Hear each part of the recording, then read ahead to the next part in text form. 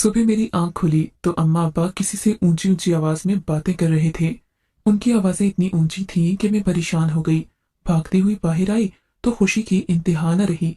सामने मेरे शौहर खड़े थे। आज बरसों बाद वो घर आए थे। उनको देखकर मेरी जान में जान आ गई थी। उन्हें घर से गए हुए सालों गुजर गए थे। उनके इंतजार में तो अब मैं मायूस ही होने लगी थी। लेकिन आज उन्हें अपने सामने देखकर मैं सारे गिले शिकवे भूल गई। फिर मेरी नजर उनके पहलू में खड़े एक दुबले पतले और कम उम्र लड़के पर पड़ी जो सहमा हुआ था। अम्मा अब्बा इसी की वजह से मेरे शौहर से लड़ रहे थे। बेटा, इसकी जात पात का कोई पता नहीं, तुम इसे क्यों उठाकर घर ले आए हो? अभी भी वो शाकिर से एक ही सवाल कर रहे थे। अम्मा जी, अपने लिए थोड़ी ना लाया हूँ, आप लोगों की खिदमत के लिए लाया हूँ इसे। जिम्मेदार साहिब ने मुझे इसे पे में दिया है। आप तो जानती हैं, बहावलपुर के जिम्मेदारों की सखावत मशहूर है। मैं इसे अपने साथ जबरदस्ती नहीं लाया। मेरे मालिकों ने इसे मुझे अपने तोहफे में दिया है और ये भी मेरे साथ आने पर खुश है। क्यों शब्बो, बता, क्या तुझे यहाँ कोई मसला है? शब्बो ने सादतमंदी से सर हिलाया। नहीं मालिक, मुझे कोई मसला नहीं, यहाँ आकर मैं बहुत खुश हूँ। उसने इर्द गिर्द देखते हुए कहा। उसकी खूबसूरती से तो मैं भी मुतासिर हो गई। हालांकि मैं औरत थी, मगर उसके नैन नक्श और आंखों में ऐसी चमक थी कि एक लम्हे के लिए मैं भी ठिठक कर रह गई। उसका हुस्न तो कम उम्र लड़कियों से भी कहीं बढ़कर था। खैर, उसने सर पर टोपी पहन रखी थी और हाथ बांधे खड़ा था, बिल्कुल ऐसे जैसे मुगलिया दौर में बादशाह के सामने कोई वजीर या दरबारी हाथ बांधे खड़ा हो। उसका अंदाज बड़ा ही मुअद्दिबाना था। अम्मा अब्बा ने खूब बहस की। मेरे शौहर को बहुत डांटा। कहा कि तुमने बिना हमारी इजाजत के घर में एक जवान लड़के को रख लिया। कल को ये बड़ा होगा तो बहू और हमारी औरतों के लिए मसले होंगे। मगर मेरे शौहर ने किसी की ना सुनी। मैं भी खुश थी कि उन्हें मेरा किस कदर ख्याल है, जो मेरे लिए एक खादिम ही ले आए जो हर वक्त मेरी खिदमत करेगा और मैं कोई काम ना करूंगी। वैसे भी शाकिर बहुत अरसे के बाद घर आए थे। मैं उनके साथ कुछ वक्त बिताना चाहती थी। लड़के ने, जिसका नाम शब्बो था, आते ही सारे घर का काम संभाल लिया। हम लोग भी खुश थे। घर में एक तरह का सुकून हो गया। मगर एक दिन मैं सुबह उठी तो मेरी सास सर पकड़े बैठी थी। उनके चेहरे से लग रहा था कि वो बहुत परेशान हैं। उनको इस हालत में देखकर मैं चौंक गई। समझी कि न जाने क्या हुआ है। पूछा तो कहने लगी, बहू क्या बताऊं, आजकल की औरतों को न जाने हो क्या गया है। हम लोग तो अपने जमाने में 10 किलोमीटर का फासला सिर्फ ही भरने के लिए तय करते थे, मगर अब तो औरतें अपने घर का काम करना भी तौहीन समझती हैं। अच्छा तरीका है किसी को बातें सुनाने का, मैंने दिल में सोचा।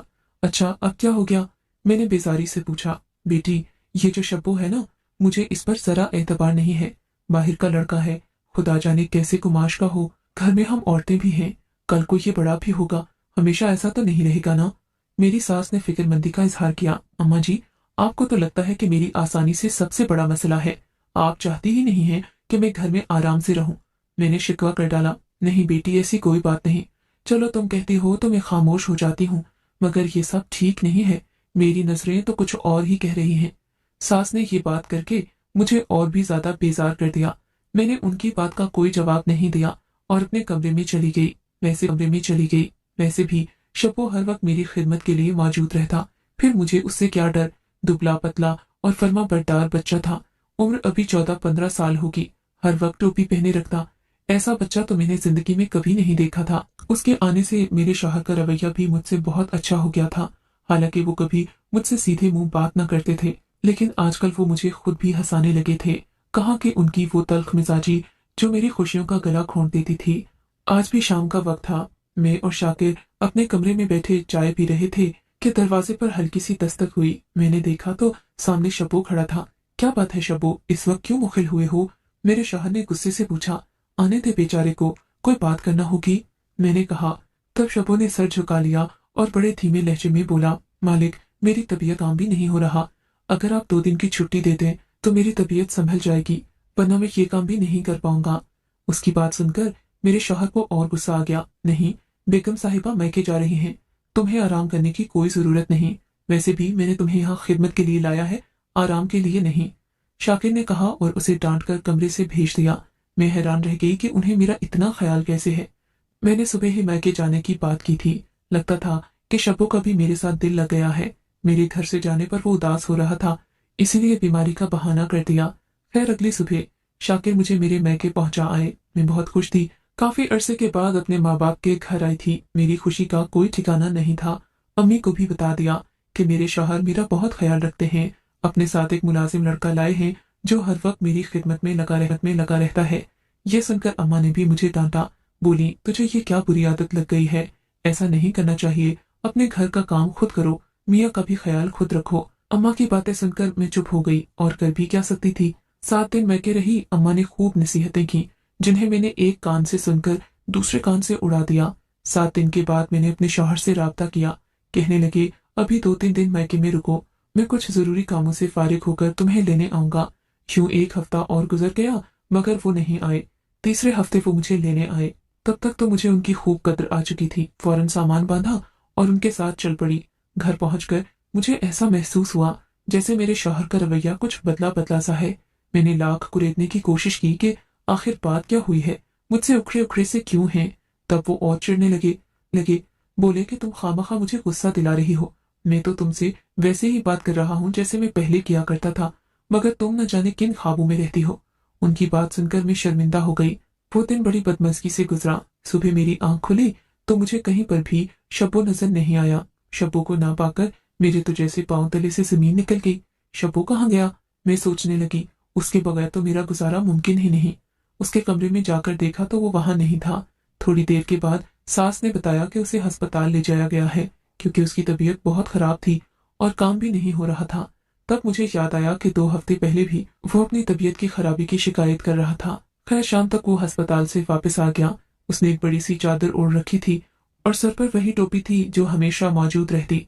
मैंने उसका हाल चाल पूछा तो मरियल सी आवाज में उसमें बोला, बस ठीक हूँ बीबी जी, आप दुआ करें कि मेरे माँ बाप सलामत रहें। उसकी बात सुनकर मैं भी गमगीन हो गई। वो बेचारा अपने माँ बाप से दूर हमारी खिदमत के लिए बैठा था। मैंने उसे कमरे में जाने का कहा।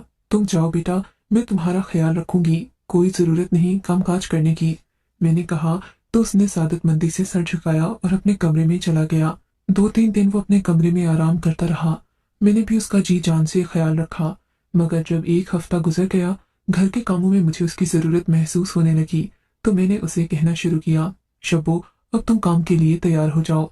मैंने तुम्हारा बहुत ख्याल रखा है, तुम्हारी सेहत भी बेहतर हो गई है। मेरी मदद करोगे तो मैं भी तुम्हारा ख्याल रखूंगी। इस बात पर शब्बो ने कोई नोटिस नहीं लिया, बल्कि वो तो पहले से भी ज्यादा कामचोर हो गया, जिस पर मुझे बहुत गुस्सा आया। कहाँ सर झुकाकर गधे की तरह सारा दिन काम करने वाला शब्बो, और कहाँ ये जो हर वक्त बैठा आराम करता रहता और मुझसे चीजें मांग मांग कर बिस्तर पर ही खाता। मैं भी ज्यादा बर्दाश्त करने वाली नहीं थी। शब्बो को अच्छा खासा डांट दिया, तुम अगर काम नहीं करते तो यहाँ से चले जाओ, कोई जरूरत नहीं हम पर बोझ बनने की। एक दिन मैं शब्बो से ये बातें कर ही रही थी कि मेरे शौहर घर में दाखिल हुए। तुम्हारी हिम्मत कैसे हुई शब्बो को डांटने की। शाकिर ने शब्बो को अपने साथ लगा लिया। तब इन्होंने एक काले रंग का शॉपर शब्बो को थमा दिया। ये क्या है, मैंने गुस्से से पूछा। पहले ही इसे मेरे लाड प्यार ने सर पर चढ़ा रखा है, अब और इसे तोहफे लाकर दे रहे हैं ताकि ये बिल्कुल काम ना करे। मेरे शौहर ने मेरी बात सुनकर मुझे यूं आंखें दिखाई जैसे शब्बो उनका दरीना रिश्तेदार हो। खबरदार, जो अगर तुमने इसके बारे में एक लफ्ज भी कहा, मैं शब्बो के खिलाफ कोई बात बर्दाश्त नहीं करूंगा। अगर तुमने इस घर से जाना है तो चली जाओ, ये कहीं नहीं जाएगा। इनकी बात पर मैं तो हैरान रह गई। एक मामूली से नौकर के लिए मुझसे इतनी बदसलूकी, ये सोचकर ही मेरा दिमाग फटने लगा। खैर, मैंने इस बात को नजरअंदाज कर दिया कि कभी कभी मियाँ बीवी के दरमियान ऐसी बातें हो जाती हैं। मैंने अपने शौहर के साथ खुद ही सुलह कर ली। वो भी मामूल के मुताबिक मुझसे बातचीत करने लगे। शब्बो ने भी अपनी जिम्मेदारियां दोबारा संभाल ली, लेकिन अब उसने टोपी के साथ साथ शॉल भी ओढ़ना शुरू कर दी, वो भी जनाना शाल। अब तो उसकी चाल ढाल भी औरतों वाली हो गई थी। एक दिन शाकरा हमारे घर आई। वो मेरी पड़ोसन थी जो कभी कभार ही हमारे घर आती थी, मगर जब भी आती अच्छे मशवरे अपने साथ लाती जो मेरे काम आते रहते। आज शाकरा मेरे घर आई तो शब्बो ने उसे चाय लाकर दी। उसने चाय पीते हुए शब्बो को बगौर देखा, सर से पांव तक उसका जायजा लिया। शब्बो जब वहां से चला गया तो मुझसे सरगोशी वाले अंदाज में कहने लगी, तुमने कुछ सोचा है, अब इसका क्या करोगी? इसे अपने घर से निकालो, ऐसे लड़के अपने घर में रखना अच्छी बात नहीं। उसने गहरी नजरों से जायजा लेते हुए कहा, क्यों, तुम्हें ऐसा क्यों लग रहा है? मैंने हैरत से पूछा। बस इसकी चाल ढाल तो देखो, इसके अंदाज देखो, कहीं से भी ये लड़का नहीं लगता। तुम खामखा अपने लिए मुश्किलात पैदा करोगी। उसकी बात पर मैं हैरान रह गई। तुम कैसी बातें कर रही हो शाकिरा? भला इस शब्बो से मुझे क्या खतरा हो सकता है? मैंने हैरत से पूछा। देखो, आजकल के जमाने में कुछ भी मुमकिन है। ऐसी बातें ना करो जिनसे तुम्हारी अज़दवाजी जिंदगी को कोई खतरा हो। हमेशा इंसान को एहतियात से काम लेना चाहिए। शब्बो के बारे में ऐसी बातें सुनकर मेरा दिल बुरा हो गया, मगर मेरे पास ऐसा कोई सबूत नहीं था जो मैं उससे लड़ती झगड़ती या उसे घर से बाहर निकालती। एक दिन सुबह सुबह मैं नाश्ता कर रही थी, शब्बो को आवाजें देने लगी, मगर उसने कोई जवाब नहीं दिया। तब मैं उसके कमरे में चली गई। गलती से आज उसका दरवाजा खुला था, जो कि ज्यादातर बंद ही रहता। मैंने दरवाजे से अंदर झांका तो शब्बो ने अपने सर से टोपी उतार रखी थी, और फिर मैंने वो मंजर देखा कि मैं अपने पांव पर खड़ी न रह सकी। मैं अगर दीवार का सहारा न लेती तो शायद वहीं गिर जाती। मैं लड़खड़ाते कदमों से वापस अपने कमरे में आ गई। अब तो मेरी सास भी खामोश थी। शायद इन्होंने शब्बो के वजूद को कबूल कर लिया था। मैंने सोच लिया कि अब शब्बो को अपने घर नहीं रहने दूंगी। शौहर के आते ही मैंने शोर मचा दिया। अब इस घर में या तो शब्बो रहेगी या मैंने दो टोक अंदाज में कहा, मैं अपना काम खुद कर सकती हूँ, मुझे इसकी जरूरत नहीं है। हाँ ठीक है, कोई बात नहीं, तुम कहोगी वैसा ही होगा। मेरे शौहर ने ऐसी बाजी पलटी कि मैं तो हैरान ही रह गई। मैं भी शब्बो से तंग आ गया हूँ। इन्होंने कहा, तो फिर ये कब जाएगा यहाँ से? मैंने एक एक लफ्ज चबाते हुए कहा, बस कल ही मैं इसका सामान पैक करवा देता हूँ। वैसे भी अब ये बड़ा हो गया है, इसके यहाँ रहने की कोई तुक नहीं बनती। शाकिर आज मुसलसल शब्बो के खिलाफ बोल रहे थे, जबकि ये बात मेरे लिए नाकाबिले कबूल थी। ऐसा तो कभी जिंदगी में नहीं हुआ था। वो हमेशा उसके साथ हमदर्दी जताते। मेरे सास ससुर इस मामले में बिल्कुल खामोश थे, जैसे उन्हें कोई सांप सूंघ गया हो। अगले दिन मैं उठी तो मेरे शौहर शब्बो का सामान लेकर दरवाजे से बाहर उसे अपने साथ लिए जा रहे थे। कहाँ जा रहे हैं आप? मैंने पूछा। शब्बो को अपने घर छोड़ने। अब इसके घर जाने का वक्त आ गया है।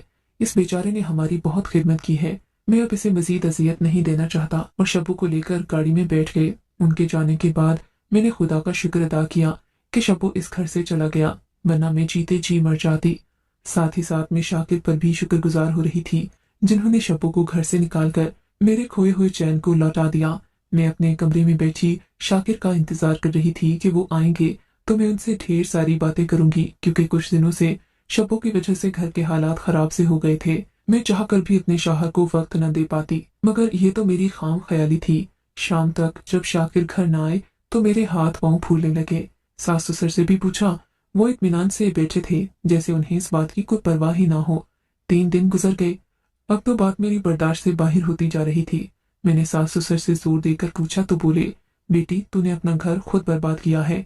तब सास ने वैसे मुझे एक चाबी उठाकर दी और बोली, जाओ फारिग वक्त में इस पते पर जाना और जाकर अपनी हकीकत अपनी आंखों से देख लेना। उन्होंने एक चाबी मेरे हाथ में थमाते हुए कहा, और खबरदार जो तुमने कोई हंगामा करने की कोशिश की, मेरे बेटे की खुशी जिस बात में है हम उसी का साथ देंगे।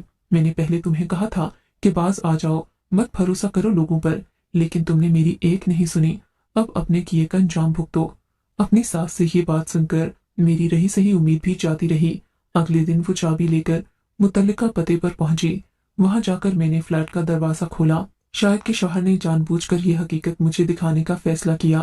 फ्लैट का दरवाजा खुलते ही मेरे कदमों तले से जमीन सिरक गई, क्योंकि सामने मेरा शौहर शब्बो के साथ बैठा था, जिसने पूरा साल अपने रूप से मुझे बेवकूफ बनाया। मैं ये भी न समझी कि टोने की क्या तुक बनती है। मैं तो 5 साल से औलाद से महरूम थी। शब्बो जो लड़के के रूप में लड़की थी, जिसने अपने बाल हमेशा टोपी में बंद किए होते, 1 साल मेरी खिदमत करती रही, और फिर मेरे घर में ऐसा नकब लगाया जिसने मुझे कभी उठने ही नहीं दिया।